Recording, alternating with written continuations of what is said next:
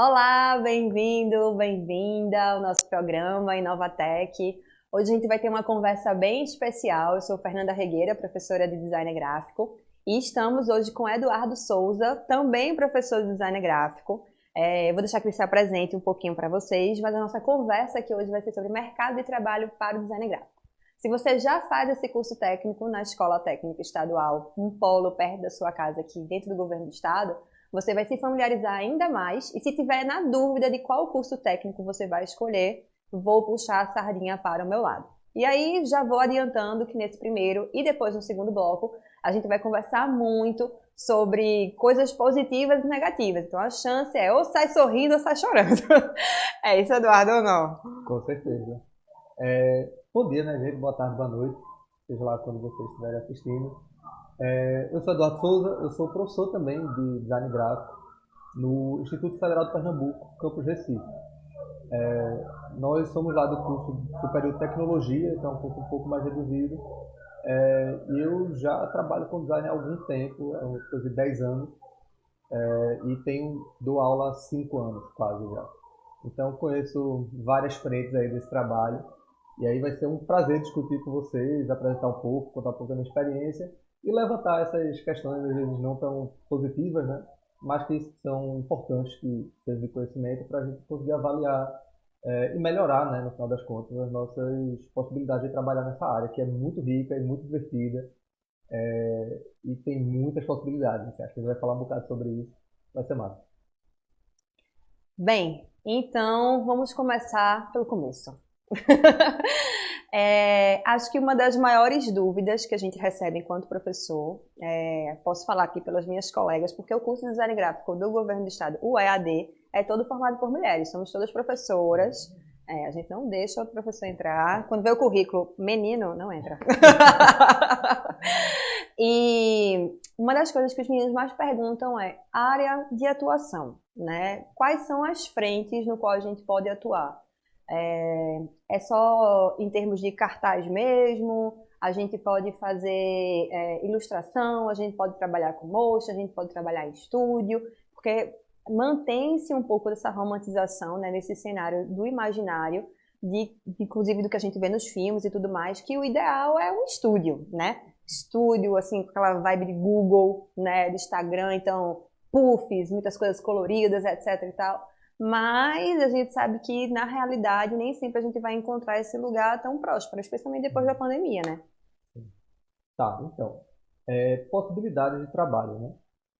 A gente pode, existe, né, a prática de estudo normalmente, só que aí, isso também pode ser muito mistificado, né, nesse sentido. E pode ser um estúdio que trabalhe com design editorial, por exemplo, fazendo livros, catálogos, publicações em geral, tem muito também relatório de empresa.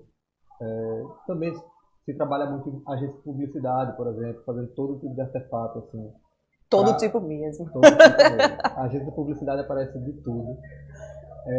Mas aí, hoje, cada vez mais, na verdade, eu vejo como uma ampliação da possibilidade de trabalho em design gráfico. Uhum. Porque quanto mais informação visual e telas que a gente tem hoje, né, muito da nossa comunicação hoje se dá por essas telas, a gente pode pensar tudo isso como uma configuração gráfica da coisa, né? Uhum. Então, até mesmo produção audiovisual, por exemplo, fazer vídeos e filmes, curtos ou longos, né, longometragem, trabalhar em equipes maiores ou menores. Uma formação de design gráfico pode estar inserida nesse processo assim, de produção desse artefato. E aí tem muita gente, por exemplo, que faz design gráfico e vai trabalhar em produtora de vídeo. Uhum. Tem gente que vai integrar equipes maiores para fazer animação e edição, que hoje se chama muito motion design, Isso. né? Que é a animação de elementos específicos dentro de um vídeo, né? E aí, por exemplo, isso pode ser um serviço prestado para publicidade, pode ser para filme, meio, cinema, curta, longometragem, filme institucional, várias dessas coisas de vídeo. Ilustração, a mesma coisa. A gente pode pensar uma ilustração tradicional mesmo, assim, ilustração até didática, né, para livro didático. Pode ser ilustração para livro ilustrado infantil. Pode ser história e quadrinho. Existe um mercado muito rico hoje, de mercado independente, né? E aí vai também depender das condições, né, de cada um de trabalhar assim, mas também existe essa vertente. Uhum. Então, a ilustração também está contemplada de várias maneiras. Até arte para rede social, né? Hoje, muitas agências de publicidade, ou até escritórios mesmo, assim, maiores, trabalham com o ilustrador dentro, né, da empresa, para fazer com que a comunicação dela nas redes sociais seja mais amigável, mais fluida. E aí, meio que traz esse daí para dentro, não necessariamente ele está prestando um serviço, né? Ele está realmente empregado da empresa. Uhum. Então, eu vejo que quanto mais esse tipo de comunicação visual se torna predominante hoje em dia, né, com todas as telas, mais a gente tem possibilidade de trabalhar, assim. Isso, entendendo o design gráfico como essa possibilidade de manejar todos esses elementos, tanto de texto, quanto de imagem, quanto de movimento mesmo, né? Uhum. A gente pode estar em muitas coisas mesmo. Ah, eu achei ótimo isso, Eduardo, porque várias das vezes a gente acha que tem uma visão até mais gráfica, materializada, assim. Eu, nascida na década de 90, millennials acham que tudo é de papel, né? Que você escaneia, etc. Mas uma coisa que quando tu falasse de estúdio e de nicho, uma das coisas que eu tinha pensado para conversar é justamente de você ser mais específico, ou seja, especializado ou ser mais generalista. Assim, o que eu quero dizer? Tô lá fazendo curso técnico, seja presencial, seja EAD, enfim, em design. Eu me especializo, o ideal é eu me especializar em alguma coisa, então eu vou ser o cara, a pessoa que sabe fazer uma ilustração com um formato de aquarela, enfim. Ou o interessante é ser mais generalista, assim, saber fazer de tudo um pouco. Um profissional que é multifacetado e que pode atuar em diversas frentes. Essa é a pergunta do milhão, assim. Veja só, isso depende muito. Eu tendo a indicar, né, sugerir, que principalmente no começo, né, quando a gente está aprendendo, ainda manejando assim, algumas coisas dessa linguagem visual mesmo, fazer de tudo um pouco. Assim, experimentar, porque de fato, em vários sentidos, o processo pelo qual a gente passa é muito parecido independente do produto, né, que a gente está produzindo. Então, eu sempre indico até para entender e poder trabalhar com vários tipos de produtos diferentes, eu indico sempre experimentar o máximo possível. Mas, né, dependendo de como se constrói mesmo uma carreira de uma pessoa, de um ilustrador, por exemplo, pode ser que ele tenha desenvolvido um estilo rápido. Isso tem aberto várias oportunidades para ele ou para ela desenvolver mais trabalho naquele sentido, então ele vai se especializando, né? A gente acaba vendo muito como o estilo é um traço autoral para você prestar serviços de mais parecidos com aquele que você já fez, né? Uhum. Então, isso vai depender muito das condições que você achar de formar sua carreira mesmo, assim, no mercado de trabalho. Inicialmente, por ter essa ampla gama, né, de possibilidades em que a gente pode atuar, eu sugiro sempre ser mais generalista, aprender de tudo um pouco ali, ter uma ideia de como é o processo criativo de um livro, de um produto audiovisual, de um vídeo, de um filme. Mexer um pouquinho com até mesmo UX, né, design de interfaces também, diagramar texto, mexer de tudo um pouco, porque todos esses conhecimentos, no final das contas, eles acabam se articulando para tornar você um profissional mais completo, né, mais antenado assim, com várias possibilidades de produção, inclusive. E aí, sei lá, você for um ilustrador, você pode, inclusive, usar esse seu produto de ilustração e desdobrar ele para outras mídias, né? Fazer animação com isso, fazer um livro, outros tipos de produto, que eu acho que é interessante você conhecer essas mídias diferentes, né, essas linguagens diferentes, para aprofundar e diversificar, assim, em certo sentido, porque também, que é outra coisa que a gente vai conversar um pouco também, eu acho, nem sempre vai aparecer muito tipo de trabalho específico no mercado de trabalho local, né? Então você precisa ter certa flexibilidade para conseguir se adequar ao que aparece e tal, e construindo essa carreira, né? Construindo esse portfólio também, né? Perfeito. Nossa, tu falaste três coisas que, assim, gostaria de falar sobre as três. Primeiro, eu acho que essa especificação, né, de você saber muito sobre uma coisa, não diminui o fato de você ter essas diversas experiências. E vai estar sempre com essa linha subjetiva. Acho que tudo que a gente faz tem um pouco da gente, né? Então, o nosso, não necessariamente falando de traço do desenho, mas o nosso traço enquanto personalidade, essa subjetividade, a nossa própria identidade, vai estar ali. Claro que no começo é muito comum a gente está sempre se inspirando em trabalhos que a gente vê, de grandes designers, de grandes artistas, e vai ter muita dessa inspiração nos trabalhos que a gente está produzindo, e tudo bem. Mas a partir do momento que a gente vai amadurecendo, a gente vai percebendo que existem coisas que a gente gosta mais e que estão sempre sendo replicadas no nosso trabalho. Então, isso não deixa de ser uma certa especificidade. Exemplo, vai que eu gosto muito de trabalhar com formas orgânicas, ou com formas mais sólidas, ou com 3D. E isso está sempre, de alguma maneira, impresso nos meus trabalhos gráficos, sejam eles digitais ou não. Então, acho que parte até de uma maneira mais intuitiva da coisa, né? Que eu acho que tem essa coisa da criatividade, apesar de a gente não estar excluindo a metodologia disso, né? Que existem métodos para a gente chegar a determinados tipos de projeto, mas que essa coisa de a gente ir entendendo o que é que a gente gosta mais de fazer. Por isso que a gente precisa experimentar. Quando eu estava na minha formação, eu estagiei absolutamente com tudo. Eu estagiei de político à televisão. Então, eu posso dizer a você que de tudo eu sabia fazer um pouco. Se alguém falar, o switch, eu sabia onde estava o switch, sabia onde estava tudo. Se alguém dissesse, mas é porque no diário oficial, não sei o que, não sei o que. Eu sei acessar o diário oficial.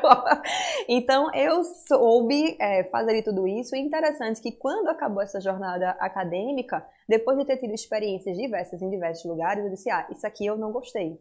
Isso aqui eu não gostei. Pra gente também não ficar imaginando como seria atuar com aquilo ali e a gente não ter, não é nem capacidade, né? Mas a gente não teve paciência mesmo, enfim, o santo não bateu e a gente não foi. Então, eu lembro de ter tido de algumas experiências dessas e dito, agora eu tenho certeza que com isso eu não quero trabalhar, né? Então, acho que nessa vibe de você experimentar, de você, às vezes a gente acha um trabalho tão lindo, tão maravilhoso, né? E olha assim, faz, poxa, eu queria muito ser ilustrador, né? Queria, né? Eu tenho uma mesa digitalizadora, eu desenho, mas eu não acho que eu estou suficientemente boa para colocar o trabalho na rua. Mas assim, eu tenho essa vontade dentro de mim. Sigo inúmeros ilustradores com diferentes traços, mas no final das contas o que eu acabo mais produzindo não é isso. Mas isso, quem sabe, um dia eu não consigo acessar com mais facilidade, né? Mas eu acho que tem um pouco disso também, né? Ou seja, uma coisa não está excluindo a outra, né? Eu acho que é um processo muito de você se achar, assim, né? No melhor dos casos, você consegue produzir alguma coisa em que você realmente se identifica com aquilo, porque normalmente é por isso que a gente começa a fazer essas coisas, inclusive, né? Entrando muito na design gráfico, por ter essa vontade, né, de se expressar de alguma maneira. E experimentar, acho que vai muito de você ir se encontrando também à medida que você vai fazendo essas coisas, experimentando e tal. Então, eu acho que, principalmente no começo, quando você está aprendendo, tudo é novidade, então tudo é possibilidade de você expressar isso, né? Botar isso para fora mesmo de alguma maneira. E aí, eu também, na minha formação, estagiei com tudo que você imaginar. Passava, sei lá, muito pouco tempo nos estágios, porque eu ficava meio quieto, eu quero experimentar outra coisa enquanto ainda tem tempo, né? Enquanto eu estou aqui na graduação ainda, tentando fazer, produzir várias coisas diferentes. E aí eu saio experimentando tudo até realmente, pô, isso aqui eu bati, isso aqui eu não bati muito bem, isso aqui eu curto, mas eu sei como é que faz, e aí você vai se achando nesse processo. É muito importante, porque eu acho que também tem uma coisa que a gente vai para ir para esse curso também muito por ter curiosidade, né, de Isso. várias coisas. Então acho que essa curiosidade também retroalimenta essas possibilidades de atuação. E aí tu falaste de uma coisa que... Eu falo várias coisas, né? Todas são interessantes. Mas o fato da gente estar sempre experimentando, né? E estar observando esses lugares onde a gente pode atuar, isso está sempre positivamente ajudando a gente na nossa performance, né? Enquanto pessoa, enquanto profissional. Ok. Mas assim, o tempo, né? A gente tá falando com um pessoal, eu não gosto nem de fazer um recorte geracional, sabe? Porque na escola técnica EAD, a gente acaba convivendo com muitas pessoas de faixas etárias diferentes. Mas a gente tem hoje uma pressa por ser especialista, nem especialista, mas ser muito bom naquilo. E a gente não entende o quanto o fracasso faz parte desse processo, sabe, Eduardo? Então, essa cobrança também é o que tem levado a gente a burnout, né? É o que tem levado a gente a doenças de cunho mental, né? Então, a ansiedade, a tristeza, tá sempre se comparando, né? Nas redes sociais digitais, a gente tá sempre assim, olhando o trabalho que outras pessoas que não começaram ontem, né? Eu acho que é importante a gente frisar isso, que Se a gente está agora, se começou agora, se está no meio, ou se já está no final do curso técnico, que é tão rapidinho que acontece, a gente está começando agora. Tudo requer tempo, né? Então, uma coisa que eu sinto nos meninos é a pressa, e não que a pressa não seja algo memorável, né? Se tá caindo a chuva, eu tenho que ir para um lugar abrigado, eu tenho que ter pressa. Mas que a gente não vai conseguir chegar naquele resultado final almejado de um dia para o outro. E que o caminho é que faz parte, na verdade, o mais bonito da trajetória é o caminho. Eu também dou aula, né, para jovens adultos aí.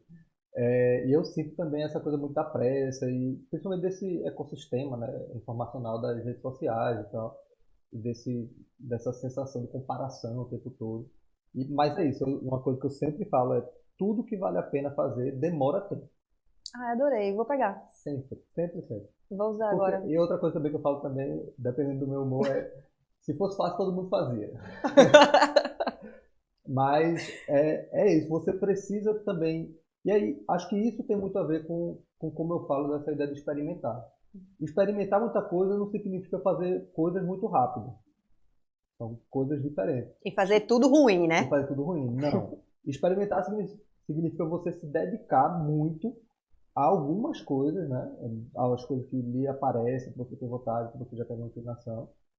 Mas você realmente se dedicar. E aí, se dedicar leva tempo. Quando a gente está falando de experimentar, não é fazer uma coisa por, sei lá, 3 dias. É, sei lá, passar 3 meses, 6 meses fazendo aquilo constantemente. E aí, ter paciência durante esse tempo, né?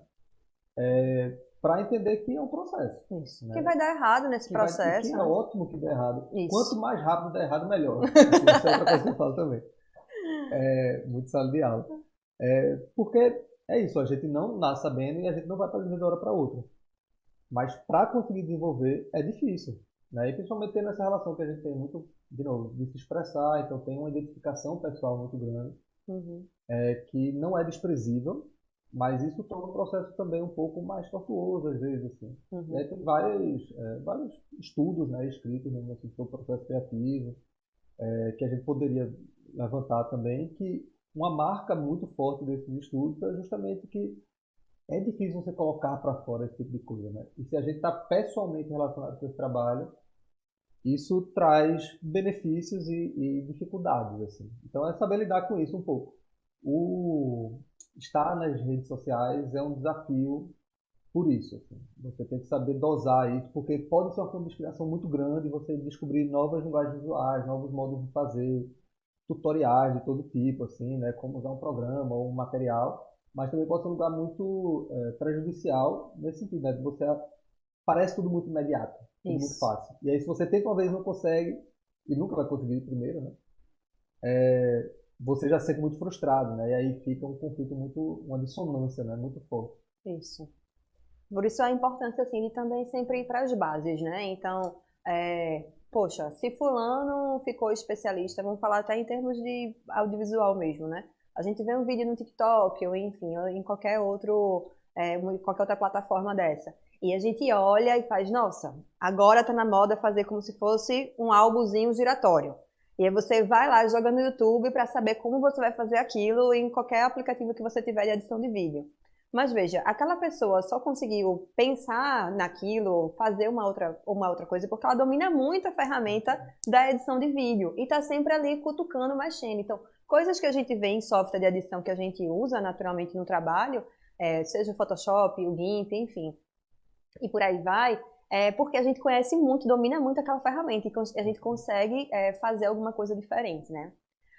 Bem, a gente está quase fechando esse primeiro bloco, então vamos falar sobre dinheiro.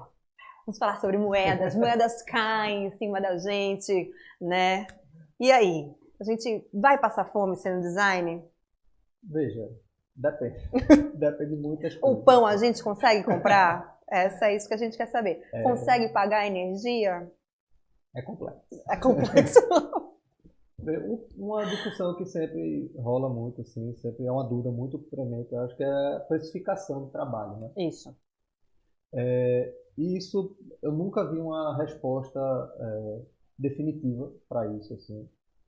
Mas eu acho que a gente precisa também certos cuidados de conseguir se resguardar de baratear muito, né, o trabalho, assim, porque o que acontece? Muito do valor do nosso trabalho, ele não é exatamente é, material, né? Isso, A gente não consegue, sei lá, produzir uma coisa e dizer que isso custou tanto, assim. isso. O processo criativo, né, justamente por esses outros fatores que a gente está mencionando aqui, isso é muito, enfim, pessoal e material, assim, é difícil de você precificar. Então tem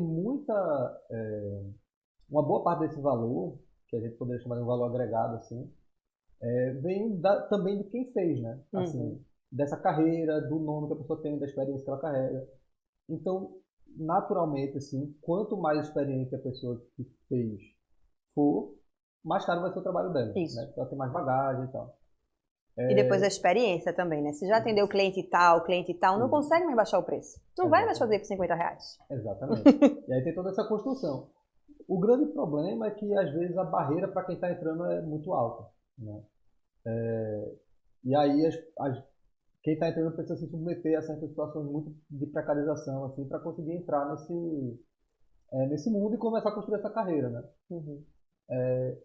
Mas, assim, é possível, né? Como eu disse, tem muita demanda, né? Isso.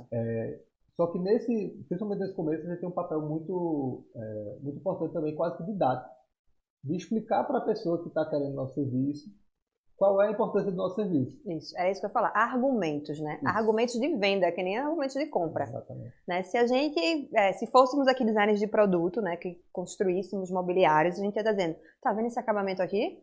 Olha só, isso aqui, meu filho, não é qualquer um que faz, não. Isso aqui são Exatamente. anos dentro da serralharia para saber fazer um negócio desse. Essa pintura, não sei o que, não sei o que. A gente estaria falando esse tipo de coisa e o cliente, o possível cliente, estaria olhando e fazendo, realmente, vale R$ 500.